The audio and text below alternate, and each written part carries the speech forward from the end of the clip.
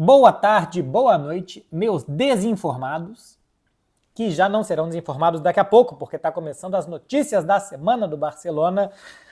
O vídeo saindo nesta quarta-feira, já disse para vocês, este quadro terá algum dia mais certo para sair, ou não. Ou cada semana vai variar um pouco entre quarta e sexta-feira. Meu povo, é o seguinte, eu até queria esperar ser oficial Vitor Roque e Gundogan, mas é porque aparentemente só falta ser oficial. Se mudar algum detalhe, depois aqui durante a semana, no vídeo pós Barcelona Atlético Clube de Bilbao, ou nas respostas das perguntas de vocês na sexta-feira, eu faço os ajustes necessários quanto à informação, tá? Sobre as situações que eu vou trazer aqui, mas eu já vou tratar as saídas de Vitor Roque e Gundogan como oficiais e de graça. Mas eu vou entrar aqui. Então eu vou falar de Gundogan, porque ele está saindo, e comparações com Dani Olmo. Vou falar da ida do Vitor Roque para o Betis, da possível saída do Mika Faia também, da possível chegada do Chiesa e do jogo contra o Atlético de Bilbao, especialmente se o bloco de notas atualizar, mas acho que é a última parte que eu tenho de cabeça. Então é o seguinte, números de Gundogan comparando com Dani Olmo, olha só. Temporada passada, o Gundogan foi o jogador que mais minutos jogou do Barcelona durante a temporada. 51 partidas, 4.180 minutos. Esse número 4.180 vai ser importante em instantes. Ele foi o primeiro em assistências, deu 15 passes para gol e ainda marcou 5 vezes.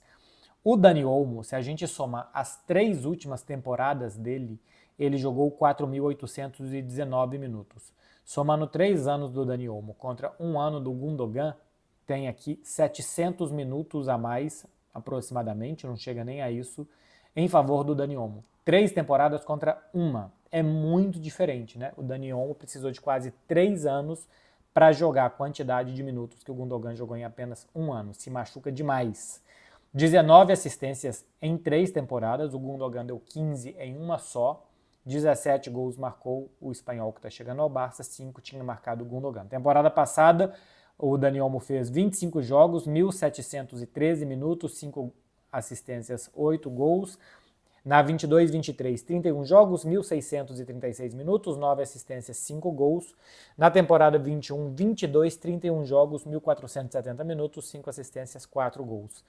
Os números são razoáveis, é um jogador que eu acho que tem boas sensações e eu acho que até boa evolução, apesar de não ser um jovem, já é um jogador feito de 26 anos. O Gundogan tinha mais 1 ano de contrato, em teoria o segundo maior salário do elenco do Barcelona. Em teoria por quê? Porque na prática o maior é do Frenkie de Jong, que ainda está recebendo aqueles atrasados de pandemia. Mas em teoria é Lewandowski e depois o Gundogan, o segundo salário mais alto. Então o Barcelona tira de cima um salário alto, porém é um jogador que chegou de graça, então um jogador que chega de graça ter salário mais alto é mais justificável. Para contratar um jogador de entre fixos e variáveis 60 milhões, mais o que vai custar de salários, porém mais novo, pode te dar resultados por mais tempo, retorno por mais tempo, que é o caso do Dani Olmo. Então aqui vale fazer essas contas. O que vale a pena? Um jogador com mais 1 ano de contrato e que é ponta firme, né? Joga a maioria dos minutos e joga bem, ou um jogador mais novo, que vai te oferecer por mais tempo, mas que tem essa dificuldade de ficar em campo. O Barcelona optou pelo Dani Olmo. Eu tinha falado que eu sentia que o Dani Olmo estava sendo contratado porque alguma coisa estava acontecendo com o Gundogan. Pelas notícias que estavam saindo, pela quantidade de jogadores ali, pela posição, eu imaginava que alguém iria sair, que esse alguém seria o Gundogan, porque aqui tem mais mercado e tal. Enfim, sai o Gundogan. Eu teria esperado acabar o contrato do Gundogan no que vem para fazer um movimento pelo Dani Olmo. Ou não fazer esse movimento do Dani Olmo, ou deixar passar. Porque se recuperar o Pedri, se tiver o Firmino, o Rafinha está mostrando que pode jogar por ali, o Gavi talvez possa jogar por ali, a gente nunca viu ele como um meia centralizado no time de cima, né? No time de baixo ele já tinha feito um pouco mais isso durante a trajetória dele de base, embora tenha subido com 17 anos, então a trajetória dele de base é curtinha também. Então, antes de contratar o Dani Olmo, que eu até acho que é uma boa oportunidade, 60 milhões é ok pelo que é o mercado, como já tinha o Gundogan, já tinha o Firmino, já tinha o Pedri, e o Barcelona não pode sair contratando muitos jogadores por aí, eu não teria feito esse movimento.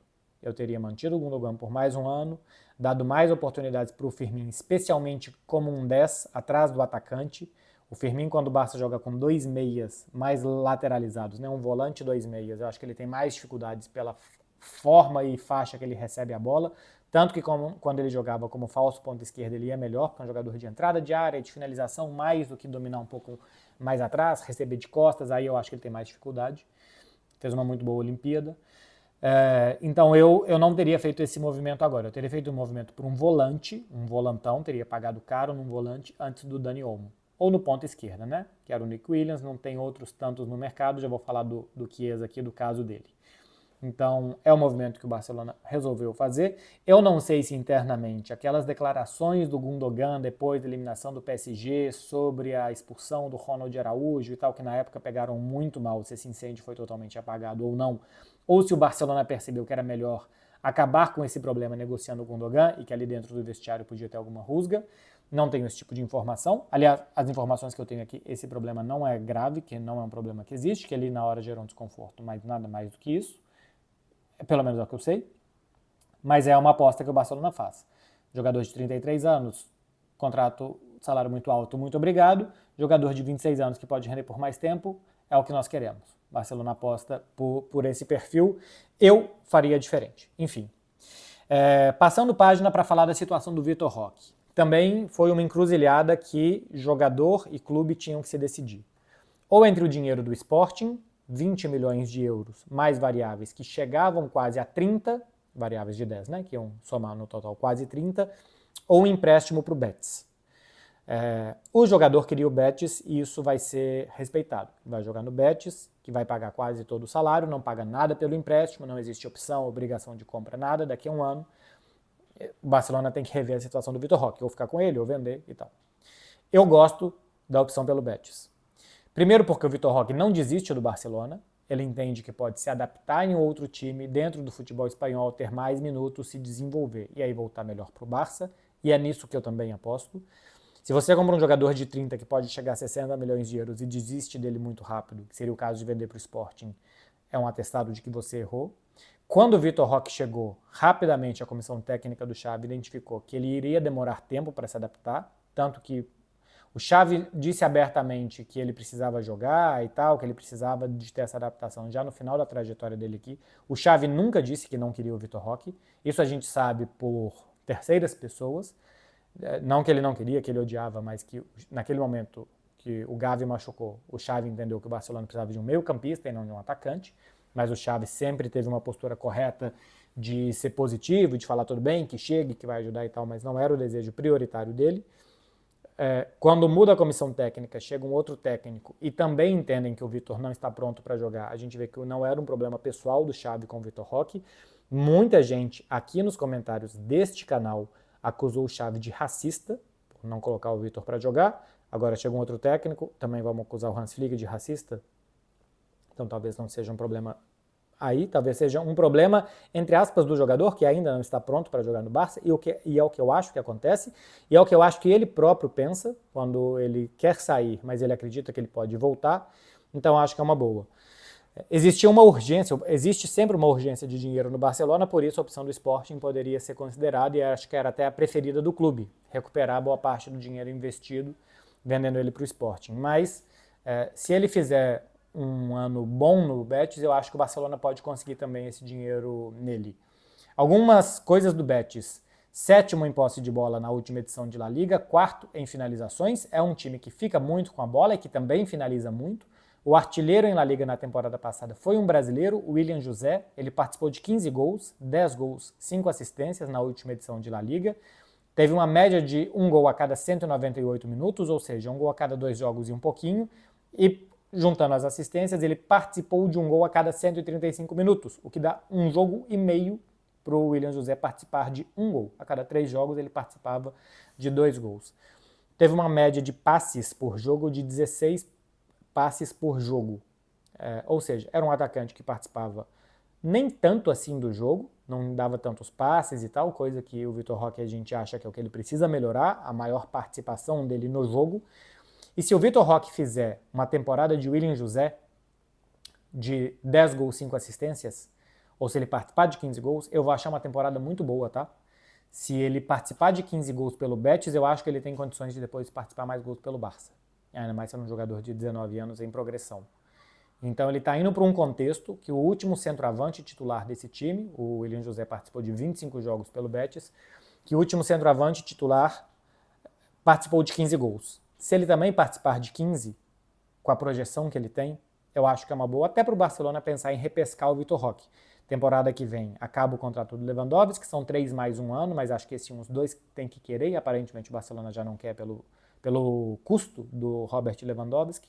Então duvido que o Vitor Roque, se ele tiver essa média aqui que eu falei, de participar de 15 gols pelo Betis, que ele chegue para ser o plano A. Mas acho que na temporada que vem o Barcelona vai ter que contratar um outro 9, e o Vitor, se tiver esta progressão aqui do William José, eu acho que ele pode chegar para ser um jogador muito útil no elenco do Barcelona, coisa que hoje realmente ele parece atrás dos outros, entendimento de jogo, de velocidade, e acho que o Betis vai fazer muito bem a ele.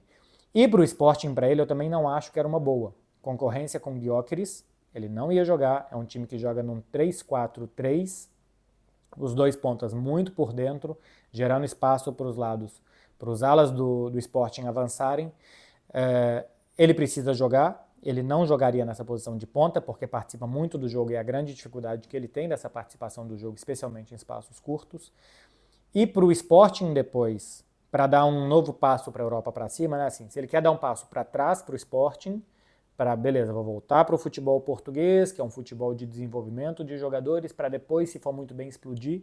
Se o Sporting contratasse ele por 30, ia querer vender por quê? 50, 60, 70 e por aí vai.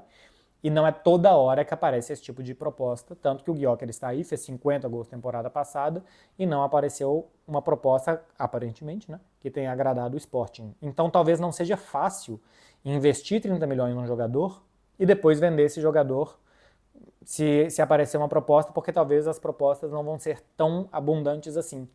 Então talvez o Vitor Roque poderia ficar um tempo maior no Sporting, um pouco mais preso, por assim dizer, do que ele gostaria. Então eu acho que é bom para ele que ele vá para o Betis, com a possibilidade de voltar para o Barcelona. Se ele fizer aqui essa participação de 15 gols, como fez o William José, e o Barça não quiser, eu acho que ele continua valendo 30 milhões depois para ser vendido, não sei, até para o próprio Sporting, se o Sporting temporada que vem não tiver mais o Gyökeres, ou para algum outro clube, e o Barcelona pode recuperar esse dinheiro que ele não está ganhando agora. Eu gosto da operação Vitor Roque, especialmente porque o jogador acredita no seu potencial. E eu também acho que ele, com mais desenvolvimento de jogo, pelas outras virtudes que ele tem, capacidade goleadora, força física, explosão, presença de área, se ele também evolui nas outras facetas do jogo, ele é esse super atacante que vale 60 milhões. A questão é ele evoluir, e eu acho que no Betis ele vai ter mais condições do que no Barça. Outra situação de mercado, o Barça está quase vendendo, no momento que eu estou gravando esse vídeo, o Mika Faye, para o futebol francês, ou Lille ou Rennes, 11 milhões de euros mais 4 em variáveis. Eu acho que para o Lille seria interessante, porque o Lille está a um passo de disputar a Liga dos Campeões. E aí eu acho que seria interessante, porque é um bom zagueiro, ver ele na Champions ia ser legal. Vamos ver para onde que ele vai no final das contas. Isso aqui pode gerar o Barcelona, como o Barça ainda não está na regra 1-1 de La Liga do Fair Play, o Barça poderia usar, se eu não estou enganado, está na regra 1-3, né? Então a cada 3 euros que entra pode usar 1, então se vender por 11 pode usar 4 milhões, quase 4 milhões de euros aqui. A saída do Gundogan é diferente. Como a saída do Gundogan é saída de salário, o Barça pode usar 70%.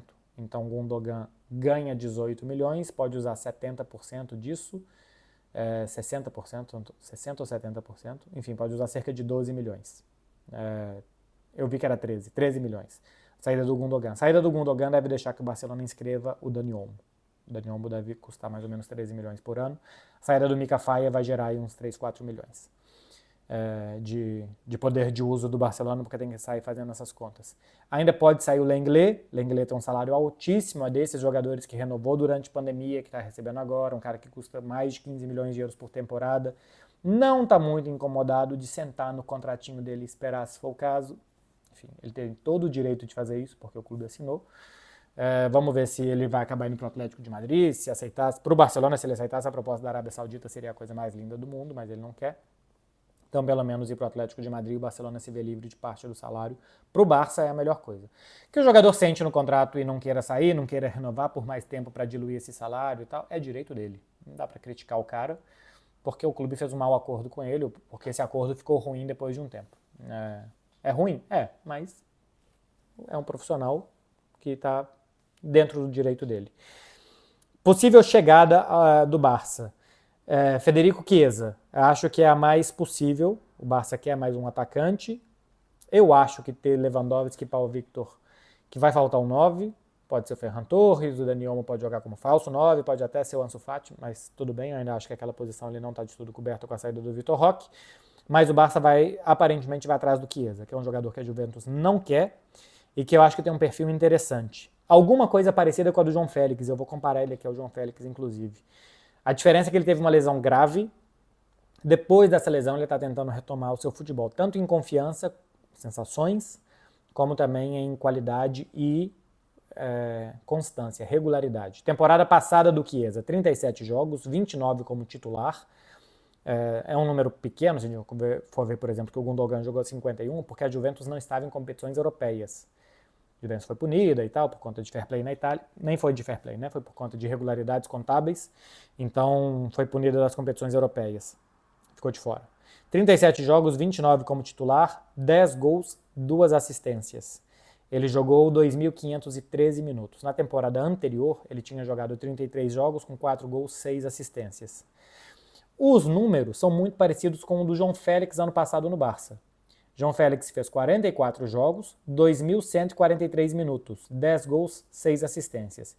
Ele jogou cerca de 360 minutos, o que dá 4 jogos, menos do que o Chiesa, e participou de 4 gols mais com 4 assistências.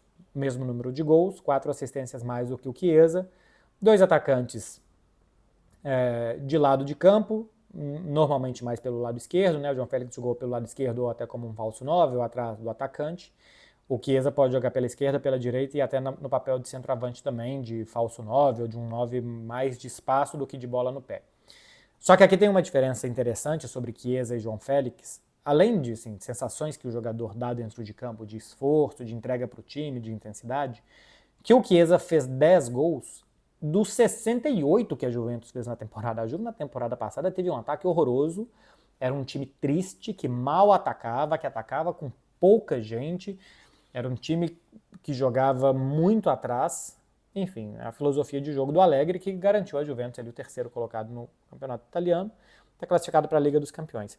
O João Félix fez 10 gols dos 110 do Barça na temporada. Eles fizeram os mesmos números de gols, só que o time do Chiesa fez 42 gols menos do que o time do João Félix. Então a participação de gols dele, a porcentagem de gols dele nos gols da equipe é muito maior. E eu acho que ele recuperando sensações, recuperando regularidade, e em um time mais alegre, que joga mais para frente, que tem mais a bola, acho que ele pode render mais. O Chiesa, antes da lesão, ele teve uma lesão muito séria há 3 temporadas, era um muito bom jogador. Depois disso, ainda não conseguiu voltar a ser o que era. É uma boa aposta pelos valores que estão falando, né? Estão falando em 10 milhões de euros de compra e um salário mais bônus de 6 por temporada. Ele ganha 9 na Juve. Salário de 6 é assumível para o Barcelona, é ok, mesmo com a situação econômica que o Barcelona está vivendo. E 10 milhões também de compra por um jogador de 25, 26 anos, eu acho também ok. Então me parece uma boa oportunidade de mercado, um jogador recuperável que já mostrou que tem técnica e que teve uma temporada passada regular dentro de um time ruim, dentro de um time especialmente ruim no ataque. Então, eu acho um movimento interessante do Barcelona. Não impede, pelos valores do Barça ano que vem, tentar de novo o Nico Williams, tentar, sei lá, um atacante mais potente, o Chiesa poder ser um jogador de elenco e não um titular absoluto, coisa que nessa temporada acredito que ele será. Gosto do movimento nesses moldes aqui em cima do Chiesa. Até ofereceria menos dinheiro, porque a Juve precisa se ver livre do salário quanto antes para poder também contratar uma situação parecida com a do Barcelona, de que as saídas vão possibilitar chegadas. De notícias da semana, acho que era mais mercado e era mais isso daqui. Eu queria falar sobre o futuro do Vitor e o que o Betis pode representar para ele. Essa comparação Gundogan, Dani Olmo também acho que era importante fazer de minutos e de valores. E também essa do Chiesa com o João Félix. Passando rapidamente para o que vem por aí. Sexta-feira nós vamos ter a prévia do jogo contra o Atlético Clube. O Barcelona joga no sábado, às 2 da tarde aí do horário de Brasília, 7 da noite daqui contra o Atlético, em Montjuïc, a estreia oficial do time nessa temporada. Sobre a prévia, as entrevistas esse ano vão ser bem mais curtas. O Xavi respondia a todas as perguntas, às vezes eram quase 30 perguntas e o Xavi respondia a todas. O Hans Flick respondeu a 12 na entrevista pré-jogo da semana passada, sendo que uma foi do próprio Barcelona, então dos meios de comunicação só 11. E, cara, a gente tem mais de 30 meios de comunicação no dia a dia do Barça, eu mesmo não perguntei. Imprensa internacional, acho que The Athletic e Bein Sports apenas perguntaram na semana passada. Dizem que vai ter um revezamento, que, enfim, teve jornalista como Alfredo Martinez, que cobre o Barça aqui na Onda Cero há 30 anos, que também não perguntou. Vai ser um perfil diferente, que o Hans Flick vai falar menos, porque são muitas coletivas por ano, são 50 jogos, se fala depois por contrato, então são mais de 100 entrevistas coletivas por ano. Vamos lá, sexta-feira, acompanhar a entrevista do Hans Flick, vamos ver se ele fala alguma coisa do Vitor Roque, explica por que não ficou, como que foi a observação dele, o que ele tem de impressão do atacante brasileiro. Vamos acompanhar a prévia. E o jogo, o Barça deve ter o Pedri já disponível para jogar mais minutos, entrou muito bem contra o Valência o Pedri, e eu acho que nos jogos que ele tem entrado mais à frente, ele tem demonstrado mais do que como meio-campista mais recuado, embora nos bons momentos do Pedri ele também era um muito bom jogador de construção, de saída de bola e de sair da pressão do adversário. O Firmin, que está treinando desde terça, depois de uma semana de férias, também deve poder jogar pela idade e tal, nem acho que o Firmin vai precisar de muito tempo para ganhar ritmo de jogo, estava até outro dia jogando com a seleção olímpica da Espanha. E também, possivelmente, a saída do Gundogan, uma vez que seja oficial, libera espaço para inscrever o Dani Olmo. Então o Barcelona pode ganhar 3 opções para o meio campo. Numa dessas pode começar com o Marc Bernal e o Pedri, com o Firmin, depois o Dani Olmo jogando mais à frente. Pode começar com o Casador de novo, que acho que jogou muito bem contra o Valência. Até a volta do Gavi, que vai ser só em novembro, essa posição de segundo jogador de meio campo vai ficar, acho que, um pouco desocupada. Ainda que volte o Frenkie de Jong, acho que ele volta mais para a posição do Marc Bernal do que a do Marc Casador, que para mim vai ser a posição do Gavi na temporada. Algumas vezes do Pedri, mas pelo que eu já vi, o esforço físico que é necessário fazer nessa posição é perfil Gavi. Pedri eu acho já mais complicado. E seria bem mais complicado ainda para o Gundogan, porque realmente os meio-campistas do Barcelona, esses 2 jogadores, esses 2 volantes, por assim dizer, vão ser muito exigidos a temporada inteira, fisicamente. Então, Frenkie de Jong, pela capacidade que o Frenkie de Jong tem de percorrer muitos quilômetros e tal, e realmente se você pega os números do de Jong, tirando essas lesões de tornozelo, que nem foram musculares que ele teve, praticamente não é substituído, joga 90 minutos e é um dos que mais faz quilômetros no Barcelona durante toda a temporada. E o Gavi, pela capacidade de pressionar, de chegar à frente, de ajudar atrás, deve ser o jogador ao lado dele. Assim eu estou imaginando. E aí Pedri, Firmin e Dani Olmo brigando pela posição de 10 e de ponta esquerda, com também o Rafinha. E pode ser que também aí o Federico Chiesa, e não sei se pode ser algum outro movimento que o Barcelona vai fazer. Do lado do Atlético Clube de Bilbao, a grande curiosidade de ver o Nico Williams jogando contra o Barça, né? E se ele vai ser vaiado pela torcida do Barcelona. Eu, sinceramente, não consigo entender a reprovação que possa ter o Nico Williams simplesmente por ter escolhido ficar no Atlético de Bilbao. Aqui todo mundo sabe da identificação que os jogadores bascos têm com o Atlético Clube, como é difícil para eles deixarem o Atlético Clube, como eles passam a ser mal vistos até pela cidade da vida deles, pelos torcedores do clube normalmente que eles torcem. Não é fácil deixar o Atlético Clube. Vai jogar a Liga Europa essa temporada, eu acho que é bastante natural que o Nico fique, fora olha a situação institucional do Barcelona e o drama que seria para ele ser inscrito. A gente está há 10 dias de fechar o mercado e o Barcelona está tentando se mexer de todo jeito para inscrever que é o Dani Olmo, para escrever o segundo, que seria o Nico, e acho que é bem mais difícil pelo patamar salarial que ele teria do que o Dani Olmo. Realmente acho que ele não tinha garantias do Barça de que vir para cá ele iria jogar. Eu acho que ele faz uma decisão bastante justa de ficar no Atlético de Bilbao, mas vamos ver se ele vai ser vaiado, como que ele vai ser recebido. Os torcedores de muitos clubes, mas eu acho que o do Barcelona também, tem o perfil de achar que se o jogador escolhe um outro clube que não seja o dele, que é um jogador sem ambição, traidor, que não sei o que e tal. Até porque foi vendido aqui na imprensa que ele já tinha dito sim ao Barça. Eu nunca achei esse negócio assim tão próximo de acontecer e tão favas contadas de que ele viria e depois mudou de ideia. É isso daqui, meu povo. Quase 25 minutos, hein, de jornal para vocês. Se você chegou até aqui, faça favor de curtir. Amanhã sai o vídeo com a análise das ligas europeias e dicas para vocês de longo prazo, quem vai ser campeão, G4, esse tipo de coisa, algumas dicas da KTO para vocês. Já pode ir lá de uma vez, kto.com, vai lá com o código BECKLER na hora de fazer o seu cadastro e você ganha até 20% de bônus, um depósito de até R$100. Dá o like aqui e se inscreve no canal para não perder os próximos conteúdos, porque a gente vai ter muita coisa nos próximos dias. Tem esse vídeo com análise das ligas europeias, vídeo respondendo perguntas, sábado pós-jogo de Barcelona Athletic Clube, talvez, se eu assistir, eu farei vídeo de Cruzeiro e Boca Juniors, enfim, se inscreve aqui para você não perder e para você ajudar o produtor de conteúdo. Beijo, gente, boa quarta-feira para vocês e até a próxima. Tchau, tchau.